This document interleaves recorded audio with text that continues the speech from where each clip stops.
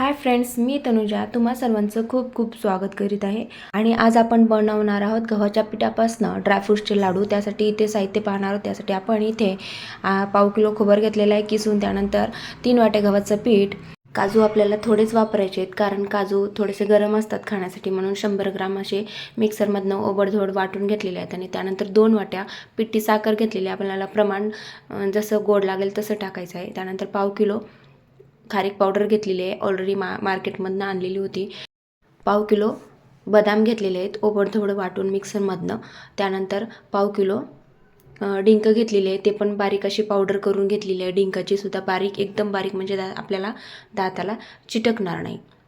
त्यानंतर जो छोटासा तुकडा दिसतोय तो हा जायफळाचा, आपण तेवढाच वापरणार आहे, जास्त प्रमाणात वापरायचं नाही कारण लाडूमध्ये जर जास्त प्रमाणात जायफळ झालं तर झोप येण्याची शक्यता असते, त्यामुळे थोडेच वापरायचं।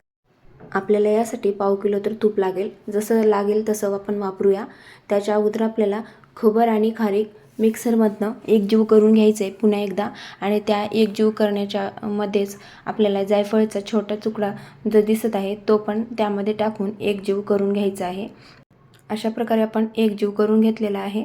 गॅसवरती एक कढई ठेवून त्यामध्ये 2 वाट्या आपण तूप टाकलेलं आहे। तूप लागेल तसं टाकायचं आपल्याला। ते अगदी पातळ झाल्याच्या नंतर आपल्याला गव्हाचं पीठ टाकायचं आहे 3 वाट्या। इथे थोडासा व्हिडिओ स्किप झालेला आहे। आता आपल्याला तूप आणि पीठ हे अगदी पातळ होतं, त्याच्यानंतर आपल्याला हे अगदी लालसर होईपर्यंत आपल्याला हे पीठ भाजून घ्यायचं आहे। आणि वरतून जर तुम्हाला वाटलं तर पातळ होत नाही तर तुम्ही थोडंसं तूप वरतून टाकू शकता। इथे मला सुद्धा थोडंसं तूप लागलेलं आहे म्हणून मी वरतून थोडंसं पीठ म्हणजे तूप टाकलेलं आहे। आणि ही रेसिपी माझी नाही आहे, ही आहे आमच्या सोसायटीमध्ये एक ताई राहतात, त्यांनी खूप छान लाडू बनवतात असे मला समजल्याच्या नंतर मी त्यांना बोलवलं आणि मला पण लाडू बनवून घेतलं। आणि मला वाटलं की तुमच्यासोबत रेसिपी शेअर करावी म्हणून मी ही रेसिपी तुमच्यासोबत शेअर करते। आणि तुम्ही पाहू शकता एकदम पातळ असं झालेलं आहे आणि एकदम फुललेलं आहे पीठ, एकदम असे बुडबुडी यायला लागलेले आहेत पिठाला, गुलाबी रंगावरती हे कलर आलेला आहे। आणि आता आपल्याला हे गॅस बंद करायचं आहे। अगदी व्यवस्थित पीठ भाजल्यानंतरच लाडू छान होतात। पीठ अगदी व्यवस्थित भाजलेलं आहे आणि गॅस बंद करून घ्यायचं आहे। आणि त्यानंतरच आपल्याला डिंक यामध्ये टाकायचं आहे। डिंक टाकल्याच्या नंतर अगदी व्यवस्थित पीठ फुलून येतं, तुम्ही पाहू शकता, पुढे प्रोसेस आहेच। आता आपल्याला हे डिंक टाकून अगदी एकजीव करून घ्यायचं आहे, म्हणजे ते छान असं फुलून येईल।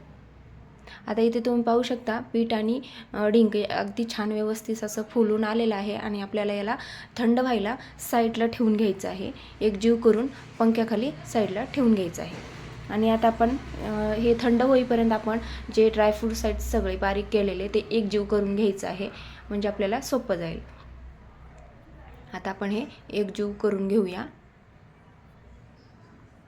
एकत्र केल्याच्या नंतर आपल्याला जे थंड झालेलं आहे तर त्यामध्ये हे सर्व साहित्य टाकून घ्यायचं आहे आणि मिक्स करून घ्यायचं आहे, अगदी व्यवस्थित मिक्स करून घ्यायचं। आणि त्यामध्ये थोडीशी साखर टाकूया, म्हणजे आपल्याला गोडाचं प्रमाण किती आहे, म्हणजे खोबरं आणि खारीक हे किती गोड झालेलं आहे त्यानुसार आपल्याला पिठी साखर टाकून घ्यायची, एकजीव करून घ्यायचे आहे। आणि ते लाडू बनवल अशा प्रकारात।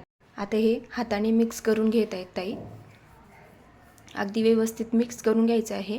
आणि आपल्याला हातामध्ये घेऊन बघायचं आहे की ते लाडू बनत आहे की नाही।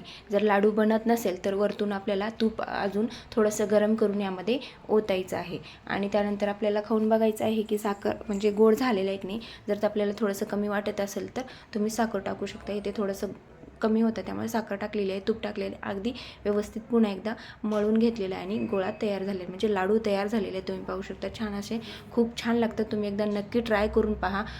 आणि ही रेसिपी तुम्हाला कशी वाटलेली आहे कमेंट करून नक्की सांगा। चला तर मग आपले लाडू असे छानपैकी तयार आहेत। पूर्ण व्हिडिओ पाहिल्याबद्दल धन्यवाद।